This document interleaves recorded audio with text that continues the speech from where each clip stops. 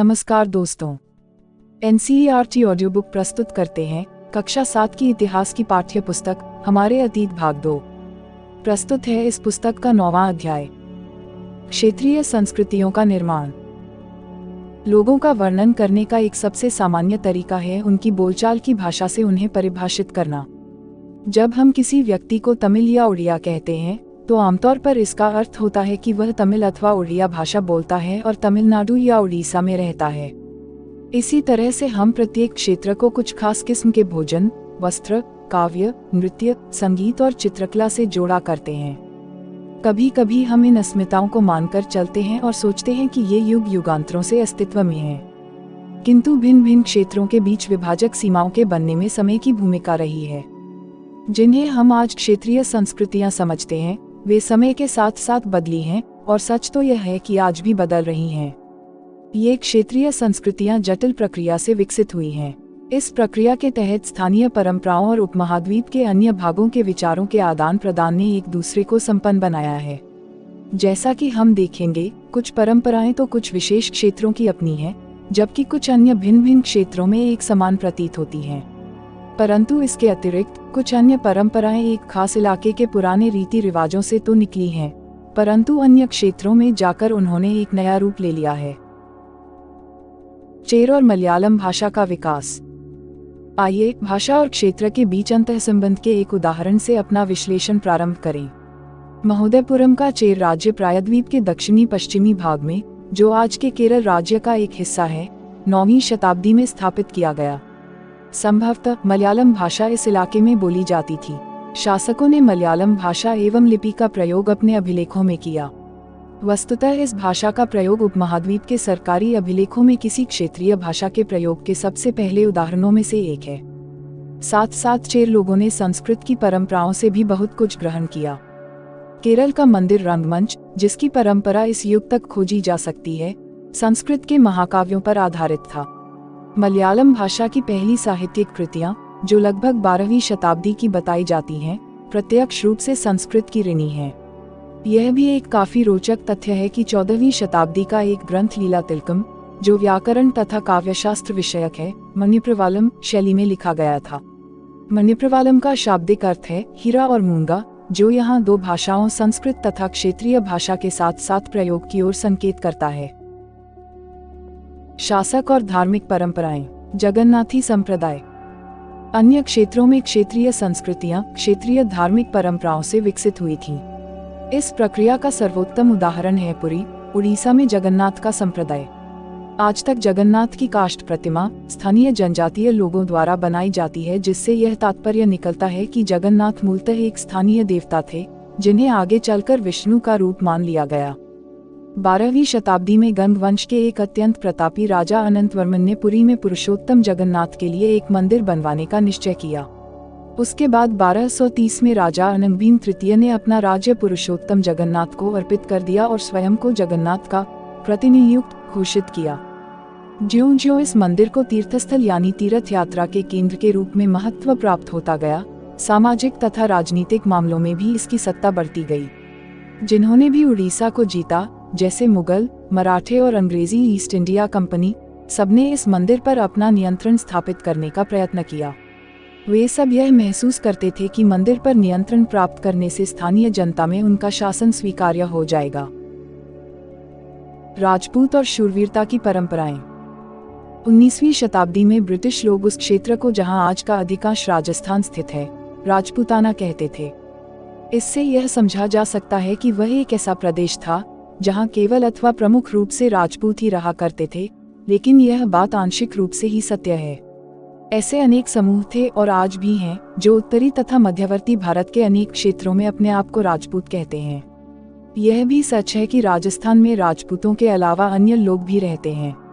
तथापि अक्सर यह माना जाता है कि राजपूतों ने राजस्थान को एक विशिष्ट संस्कृति प्रदान की। ये सांस्कृतिक परंपराएं वहां के शासकों के आदर्शों तथा अभिलाषाओं के साथ घनिष्ठता से जुड़ी हुई थीं।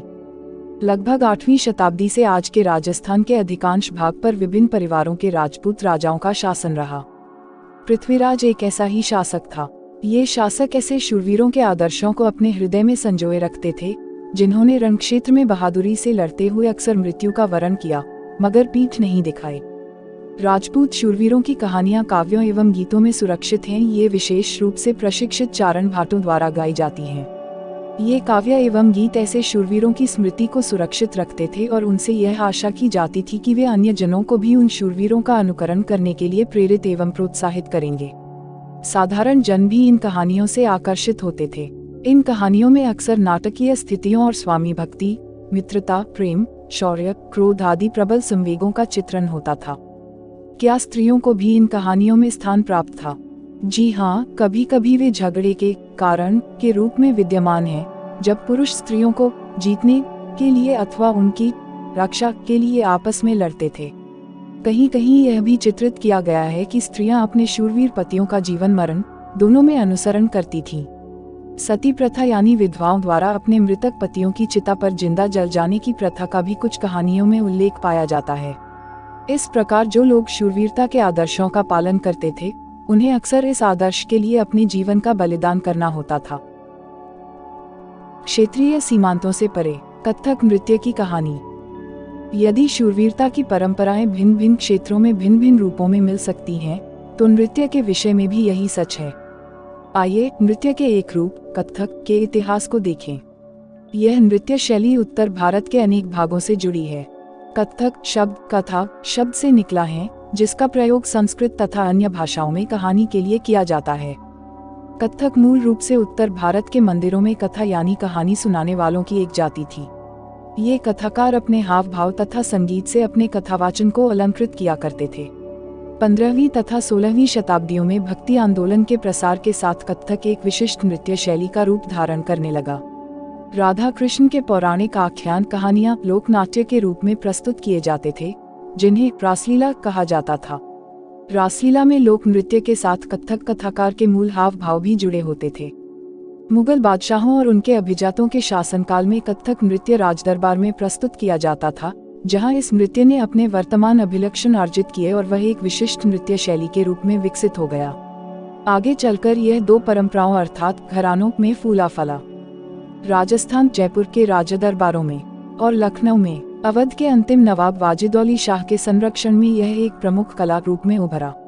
1850 से 1875 के दौरान यह नृत्य शैली के रूप में इन दो क्षेत्रों में ही नहीं, बल्कि आज के पंजाब, हरियाणा, जम्मू और कश्मीर, बिहार तथा मध्य प्रदेश के निकटवर्ती इलाकों में भी पक्के तौर पर संस्थापित हो गया। इसकी प्रस्तुति में क्लिष्ट तथा द्रुतपद संचालन, उत्तम वेशभूषा तथा कहानियों के प्रस्तुतिकरण एवं अभिनय पर जोर दिया जाने लगा। अनेक अन्य सांस्कृतिक गतिविधियों की तरह कथक को भी 19वीं तथा 20वीं शताब्दियों में अधिकांश ब्रिटिश प्रशासकों ने नापसंद किया। फिर भी यह जीवित बचा रहा और गणिकाओं द्वारा पेश किया जाता रहा। स्वतंत्रता प्राप्ति के बाद तो देश में इसे 6 शास्त्रीय नृत्य रूपों में मान्यता मिल गई। संरक्षकों के लिए चित्रकला लघुचित्रों की परंपरा। एक अन्य परंपरा जो कई रीतियों से विकसित हुई वह थी लघुचित्रों की परंपरा। लघुचित्र, जैसा कि उनके नाम से पता चलता है, छोटे आकार के चित्र होते हैं जिन्हें आमतौर पर जल रंगों से कपड़े या कागज पर चित्रित किया जाता है। प्राचीनतम लघुचित्र तालपत्रों अथवा लकड़ी की तख्तियों पर चित्रित किए गए थे। इनमें से सर्वाधिक सुंदर चित्र, जो पश्चिम भारत में पाए गए जैन ग्रंथों को सचित्र बनाने के लिए प्रयोग किए गए थे।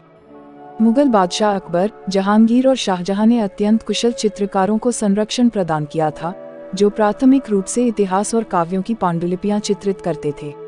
ये पांडुलिपियां आमतौर पर चटक रंगों में चित्रित की जाती थीं और उनमें दरबार के दृश्य, लड़ाई तथा शिकार के दृश्य और सामाजिक जीवन के अन्य पहलू चित्रित किए जाते थे।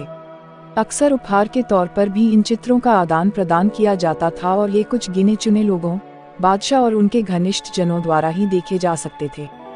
मुगल साम्राज्य के पतन के साथ अनेक चित्रकार मुगल दरबार छोड़कर नए उभरने वाले क्षेत्रीय राज्यों के दरबारों में चले गए। परिणामस्वरूप मुगलों की कलात्मक रुचियों ने दक्षिण के क्षेत्रीय दरबारों और राजस्थान के राजपूती राज्य दरबारों को प्रभावित किया, लेकिन इसके साथ ही उन्होंने अपनी विशिष्ट विशेषताओं को सुरक्षित रखा और उनका विकास भी किया। मुगल उदाहरणों का अनुसरण करते हुए शासकों तथा उनके दरबारों के दृश्य चित्रित किए जाने लगे। इनके साथ साथ मेवाड़, जोधपुर, बूंदी, कोटा और किशनगढ़ जैसे केंद्रों में पौराणिक कथाओं तथा काव्यों के विषयों का चित्रण बराबर जारी रहा। ऐसा ही एक अन्य क्षेत्र था आधुनिक हिमाचल प्रदेश के इर्द गिर्द हिमालय की तलहटी का इलाका। 17वीं शताब्दी के बाद वाले वर्षों में इस क्षेत्र में लघु चित्रकला की एक साहसपूर्ण एवं भावप्रवण शैली का विकास हो गया, जिसे बसोहली शैली कहा जाता है। यहाँ जो सबसे लोकप्रिय पुस्तक चित्रित की गई वह थी भानुदत्त की रसमंजरी। 1739 में नादिर शाह के आक्रमण और दिल्ली विजय के परिणामस्वरूप मुगल कलाकार मैदानी इलाकों की अनिश्चितताओं से बचने के लिए पहाड़ी क्षेत्रों की ओर पलायन कर गए। उन्हें वहां जाते ही आश्रयदाता तैयार मिले, जिसके फलस्वरूप चित्रकारी की कांगड़ा शैली विकसित हुई। 18वीं शताब्दी के मध्य भाग तक कांगड़ा के कलाकारों ने एक नई शैली विकसित कर ली, जिसने लघु चित्रकारी में एक नई जान डाल दी। उनकी प्रेरणा का स्रोत वहां की वैष्णव परंपराएं थीं। ठंडे नीले और हरे रंगों सहित कोमल रंगों का प्रयोग और विषयों का काव्यात्मक निरूपण कांगड़ा शैली की विशेषता थी। स्मरण रहे कि साधारण स्त्री पुरुष भी बर्तनों, दीवारों, कपड़ों, फर्श आदि पर अपनी कलाकृतियां चित्रित करते थे। कला के इन नमूनों में से कुछ ही बच पाते थे। इसके विपरीत लघुचित्र राजमहलों में सावधानीपूर्वक रखे जाते थे, जिससे वे सदियों तक सुरक्षित रहें। बंगाल, नजदीक से एक नज़र। एक क्षेत्रीय भाषा का विकास। जैसा कि हमने प्रारंभ में देखा था, हम अक्सर क्षेत्रों के नाम वहां के निवासियों द्वारा बोली जाने वाली भाषा के अनुसार निर्धारित करते हैं। इसलिए हम यह मान लेते हैं कि बंगाल में लोग हमेशा बंगाली ही बोलते थे। किंतु यह एक दिलचस्प बात है कि आज बंगाली संस्कृत से निकली हुई भाषा मानी जाती है। प्रारंभिक ईसा पूर्व प्रथम सहस्राब्दी के मध्य भाग के संस्कृत ग्रंथों के अध्ययन से यह पता चलता है कि बंगाल के लोग संस्कृत से उपजी हुई भाषाएं नहीं बोलते थे। तो फिर नई भाषा का उद्भव कैसे हुआ? ईसा पूर्व चौथी से तीसरी शताब्दी से बंगाल और मगध, वर्तमान दक्षिण बिहार के बीच वाणिज्यिक संबंध स्थापित होने लगे थे, जिसके कारण संभवतः संस्कृत का प्रभाव बढ़ता गया होगा। चौथी शताब्दी के दौरान गुप्तवंशीय शासकों ने उत्तरी बंगाल पर अपना राजनीतिक नियंत्रण स्थापित कर लिया और वहां ब्राह्मणों को बसाना शुरू कर दिया। इस प्रकार गंगा की मध्यघाटी के भाषाई तथा सांस्कृतिक प्रभाव अधिक प्रबल हो गए और 7वीं शताब्दी में चीनी यात्री ह्यूनसांग ने यह पाया कि बंगाल में सर्वत्र संस्कृत से संबंधित भाषाओं का प्रयोग हो रहा था। 8वीं शताब्दी से पाल शासकों के अंतर्गत एक क्षेत्रीय राज्य का उद्भव हो गया। 14वीं से 16वीं शताब्दियों के बीच बंगाल पर सुल्तानों का शासन रहा, जो दिल्ली में स्थित शासकों से स्वतंत्र थे। 1586 में जब अकबर ने इस प्रदेश अर्थात बंगाल को जीत लिया, तो उसे सूबा माना जाने लगा। उस समय प्रशासन की भाषा तो फारसी थी, लेकिन बंगाली एक क्षेत्रीय भाषा के रूप में विकसित हो रही थी। वस्तुतः 15वीं शताब्दी तक आते आते उपभाषाओं तथा बोलियों का बंगाली समूह एक सामान्य साहित्यिक भाषा के द्वारा एकबद्ध हो गया। यह साहित्यिक भाषा उस क्षेत्र के पश्चिमी भाग की बोलचाल की भाषा थी, जिसे अब पश्चिम बंगाल कहा जाता है। यद्यपि बंगाली का उद्भव संस्कृत से ही हुआ है, पर यह अपने क्रम विकास की अनेक अवस्थाओं से गुजरी है। इसके अलावा गैर संस्कृत शब्दों का एक विशाल शब्द भंडार, जो जनजातीय भाषाओं, फारसी और यूरोपीय भाषाओं सहित अनेक स्रोतों से इसे प्राप्त हुआ है, आधुनिक बंगाली का एक हिस्सा बन गया है। बंगाली के प्रारंभिक साहित्य को 2 श्रेणियों में बांटा जा सकता है। एक श्रेणी संस्कृत की ऋणी है और दूसरी उससे स्वतंत्र है। पहली श्रेणी में संस्कृत महाकाव्यों के अनुवाद, मंगल काव्य, शाब्दिक अर्थों में शुभ यानी मांगलिक काव्य, जो स्थानीय देवी देवताओं से संबंधित है, और भक्ति साहित्य जैसे गौड़ीय वैष्णव आंदोलन के नेता श्री चैतन्य देव की जीवनी आदि शामिल हैं। दूसरी श्रेणी में नाथ साहित्य शामिल है, जैसे मैनामती गोपीचंद्र के गीत, धर्म ठाकुर की पूजा से संबंधित कहानियां, परिकथाएं, लोककथाएं और गाथा गीत। पहली श्रेणी के ग्रंथों का काल निर्णय करना अपेक्षाकृत सरल है, क्योंकि ऐसी अनेक पांडुलिपियां पाई गई हैं जिनमें यह इंगित किया गया है कि उनकी रचना 15वीं शताब्दी के उत्तरार्ध और 18वीं शताब्दी के मध्य भाग के बीच की गई थी। दूसरी श्रेणी की कृतियां मौखिक रूप से कहीं सुनी जाती थीं, इसलिए उनका काल निर्णय सही नहीं किया जा सकता है। वे खासतौर पर पूर्वी बंगाल में लोकप्रिय थीं, जहां ब्राह्मणों का प्रभाव अपेक्षाकृत कम था। पीर और मंदिर।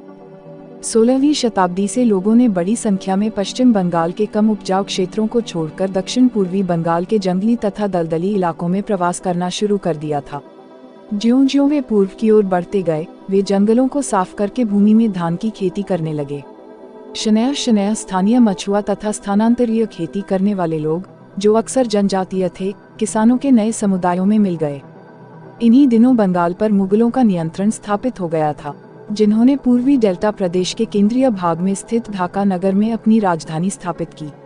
अधिकारी और कर्मचारी लोग भूमि प्राप्त करके अक्सर उस पर मस्जिदें बना लेते थे, जो इन इलाकों के धार्मिक रूपांतरण के केंद्रों के रूप में काम आती थीं। प्रारंभ में बाहर से आकर यहाँ बसने वाले लोग इन अस्थिर परिस्थितियों में रहने के लिए कुछ व्यवस्था तथा आश्वासन चाहते थे। ये सुख सुविधाएं तथा आश्वासन उन्हें समुदाय के नेताओं ने प्रदान की। ये नेता शिक्षकों और निर्णायकों की भूमिकाएं भी अदा करते थे। कभी कभी ऐसा समझा जाता था कि इन नेताओं के पास अलौकिक शक्तियां हैं। स्नेह और आदर से लोग इन्हें पीर कहा करते थे। इस पीर श्रेणी में संत या सूफी और अन्य धार्मिक महानुभाव, साहसी उपनिवेशी, देवत्व प्राप्त सैनिक एवं योद्धा, विभिन्न हिंदू एवं बौद्ध देवी देवता और यहाँ तक की जीवात्माएं भी शामिल थे। पीरों की पूजा पद्धतियां बहुत ही लोकप्रिय हो गईं और उनकी मज़ारें बंगाल में सर्वत्र पाई जाती हैं। बंगाल में 15वीं शताब्दी के बाद वाले वर्षों में मंदिर बनाने का दौर जोरों पर रहा, जो 19वीं शताब्दी में आकर समाप्त हो गया। हमने देखा है कि मंदिर और अन्य धार्मिक भवन अक्सर उन व्यक्तियों या समूहों द्वारा बनाए जाते थे जो शक्तिशाली बन रहे थे। वे इनके माध्यम से अपनी शक्ति तथा भक्तिभाव का प्रदर्शन करना चाहते थे। बंगाल में साधारण ईंटों और मिट्टी गारे से अनेक मंदिर निम्न सामाजिक समूहों जैसे कालू अर्थात तेली, कसारी अर्थात घंटा धातु के कारीगर आदि के समर्थन से बने थे।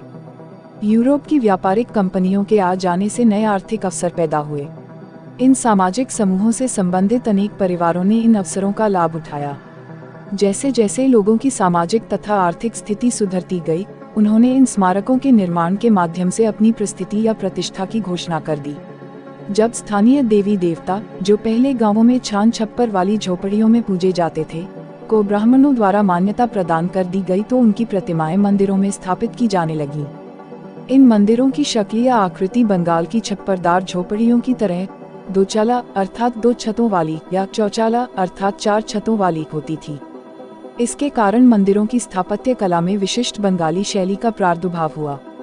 अपेक्षाकृत अधिक जटिल चौचाला यानी 4 छतों वाली ढांचे में 4 त्रिकोणीय छतें 4 दीवारों पर रखी जाती थीं, जो ऊपर तिर्यक रेखा या एक बिंदु तक जाती थीं। मंदिर आमतौर पर एक वर्गाकार चबूतरे पर बनाए जाते थे। उनके भीतरी भाग में कोई सजावट नहीं होती थी, लेकिन अनेक मंदिरों की बाहरी दीवारें चित्रकारियों, सजावटी टाइलों अथवा मिट्टी की पट्टियों से सजी होती थीं। कुछ मंदिरों में, विशेष रूप से पश्चिम बंगाल के बांकुरा जिले में विष्णुपुर के मंदिरों में ऐसी सजावटें अत्यंत उत्कृष्ट कोटि तक पहुंच चुकी थीं। मछली भोजन के रूप में। परंपरागत भोजन संबंधी आदतें आमतौर पर स्थानीय रूप से उपलब्ध खाद्य पदार्थों पर निर्भर करती हैं। बंगाल एक नदीय मैदान है, जहां मछली और धान की उपज बहुतायत से होती है। इसलिए यह स्वाभाविक है कि इन दोनों वस्तुओं को गरीब बंगालियों की भोजन सूची में भी प्रमुख स्थान प्राप्त है।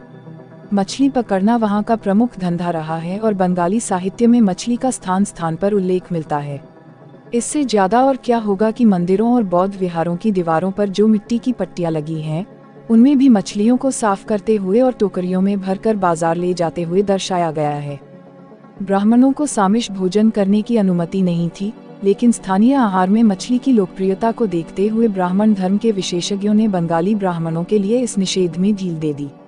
बृहदधर्म पुराण, जो बंगाल में रचित 13वीं शताब्दी का संस्कृत ग्रंथ है, ने स्थानीय ब्राह्मणों को कुछ खास किस्मों की मछली खाने की अनुमति दे दी। हमारी पाठ्य पुस्तक का 9वां अध्याय यहाँ समाप्त होता है। आपसे अनुरोध है कि इस ऑडियो बुक को ज़्यादा से ज़्यादा शेयर करें। इस ऑडियो बुक से संबंधित यदि कोई शिकायत या सुझाव हो तो आप हमें कमेंट बॉक्स में जरूर लिखें। आपकी प्रतिक्रिया हमारे लिए अति महत्वपूर्ण है, ताकि हम आपके लिए इस ऑडियो बुक को और भी बेहतर बना सकें। अब हम आपसे मिलेंगे इसी पाठ्य पुस्तक के अगले अध्याय में। तब तक के लिए खुश रहिए, मस्त रहिए और खूब मन लगाकर पढ़ाई कीजिए। जय हिंद, जय भारत।